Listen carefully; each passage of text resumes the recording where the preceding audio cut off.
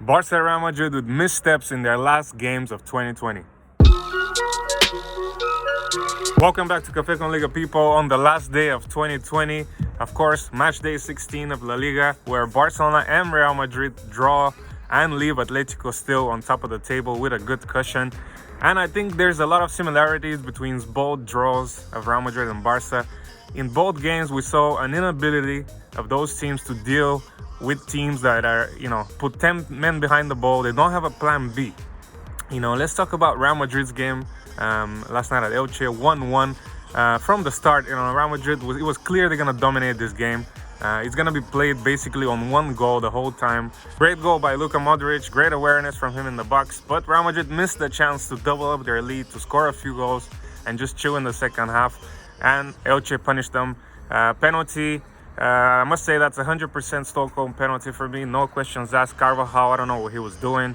That's another question now. If on the other side, Real Madrid should have gotten a penalty for the same kind of tussle in the box with Benzema.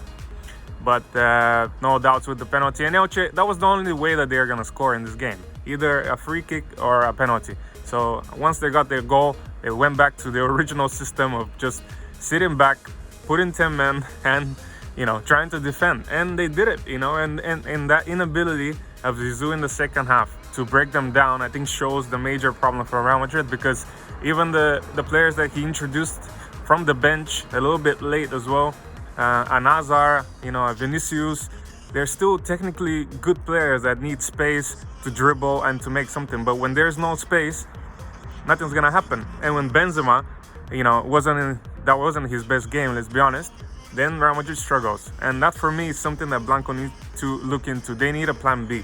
They need maybe a different type of striker or just a big body, maybe someone that can head the ball.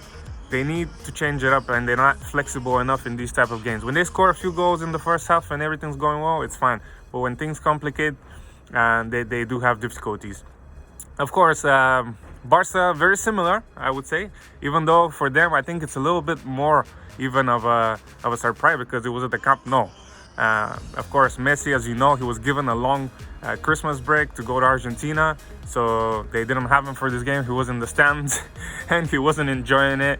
Barça very much struggling to create something. They could have started, very easily with that penalty if Braithwaite scored it, but he missed. Then he had a goal disallowed. It wasn't going well for Barça. Of course, Eibar scoring that goal, mistake at the back. It's gonna happen with Barça this season. They have some players that are trying to bid in, like Araujo in the back. Of course, De Jong has been like a 2-year project of him in the midfield. So mistakes are gonna happen. And I even said it before the season started. I think Barça is gonna struggle to get into the top 4. They might sneak in by the end of the season, but it's not going to be an easy ride for them, and they're definitely not in the title challenge for me. There's just too much going outside the pitch going on there.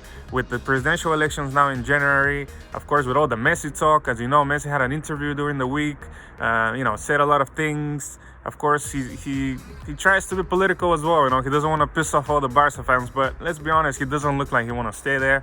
And Barca, without a Messi, they're a shadow of a team, because if Messi was there, they score the penalty, they win their game 1 or 2-0, everyone goes home happy. But they need to start getting used to a life after Messi. Atletico, though, of course, again, benefiting from the two giants missing an opportunity and winning their game. Classic 1-0 win against Getafe. I don't think they've even lost against Getafe in the last 7 or 8 years.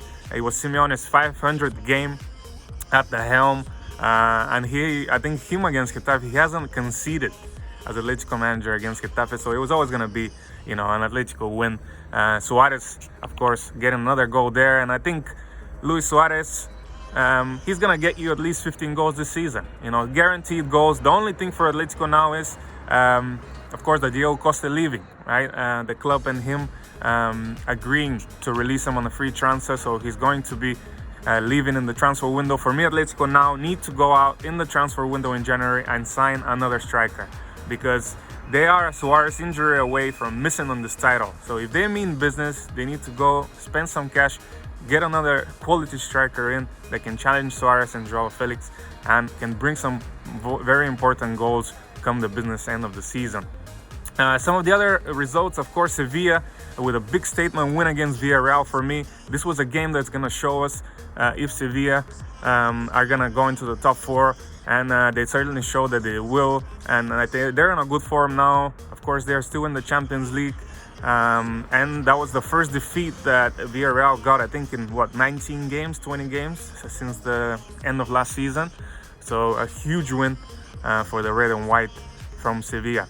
Levante and Betis had a goal trio as well with a red card, 7 goals. Levante ended up beating 4-3 Betis, and things are getting complicated for Betis before the Seville derby this weekend.